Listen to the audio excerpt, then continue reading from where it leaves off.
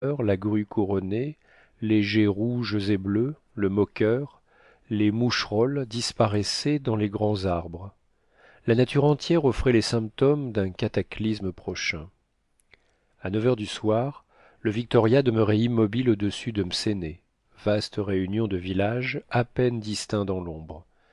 Parfois la réverbération d'un rayon égaré dans l'eau morne indiquait des fossés distribués régulièrement, et par une dernière éclaircie le regard put saisir la forme calme et sombre des palmiers, des tamarins, des sycomores et des euphorbes gigantesques.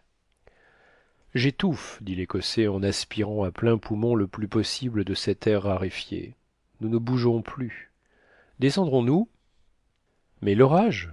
Fit le docteur assez inquiet. Si tu crains d'être entraîné par le vent, il me semble que tu n'as pas d'autre parti à prendre. L'orage n'éclatera peut-être pas cette nuit, reprit Joe. Les nuages sont très hauts. C'est une raison qui me fait hésiter à les dépasser. Il faudrait monter à une grande élévation, perdre la terre de vue et ne savoir pendant toute la nuit si nous avançons et de quel côté nous avançons. Décide-toi, mon cher Samuel, cela presse.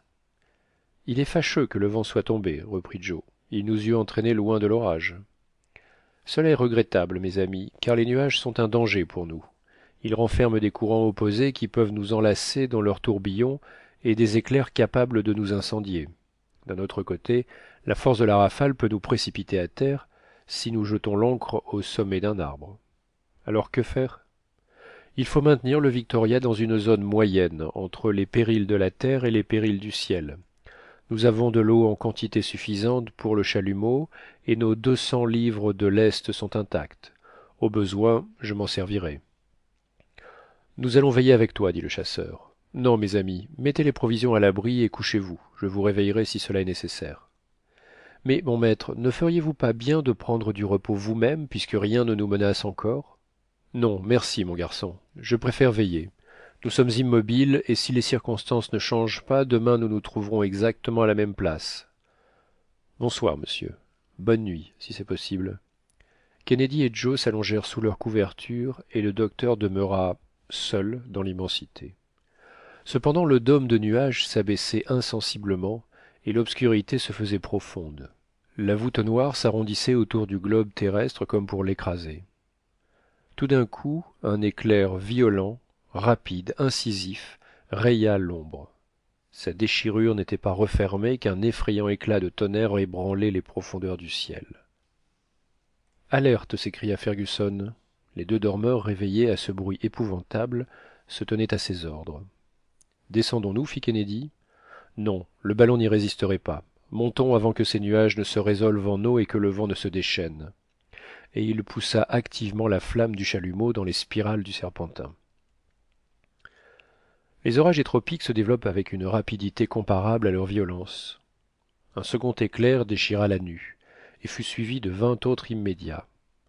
Le ciel était zébré d'étincelles électriques qui grésillaient sous les larges gouttes de la pluie. Nous nous sommes attardés, dit le docteur. Il nous faut maintenant traverser une zone de feu avec notre ballon rempli d'air inflammable.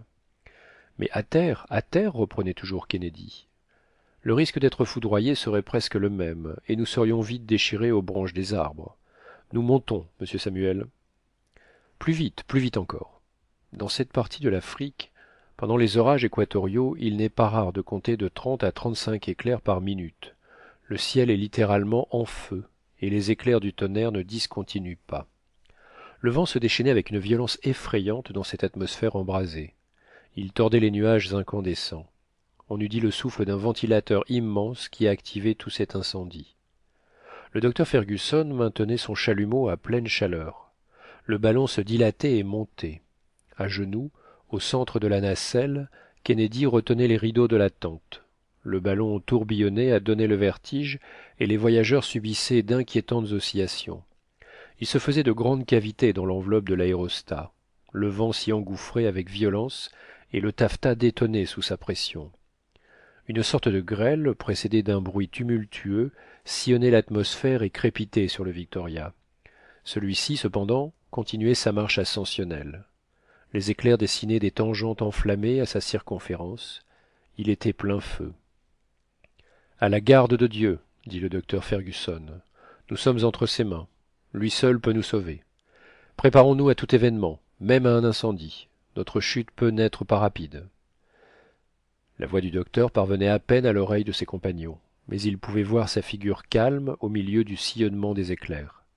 Ils regardaient les phénomènes de phosphorescence produits par le feu Saint-Elme qui voltigeait sur le filet de l'aérostat.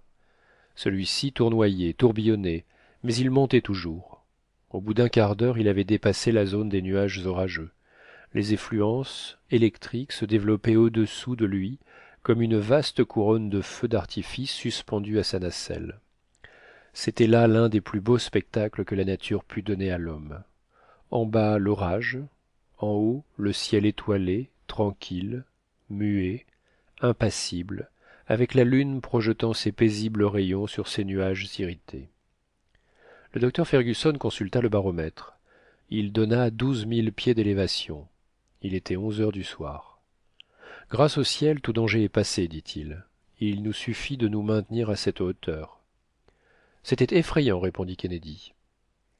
Bon, répliqua Joe, cela jette de la diversité dans le voyage, et je ne suis pas fâché d'avoir vu un orage d'un peu haut. C'est un joli spectacle. Fin du chapitre 16.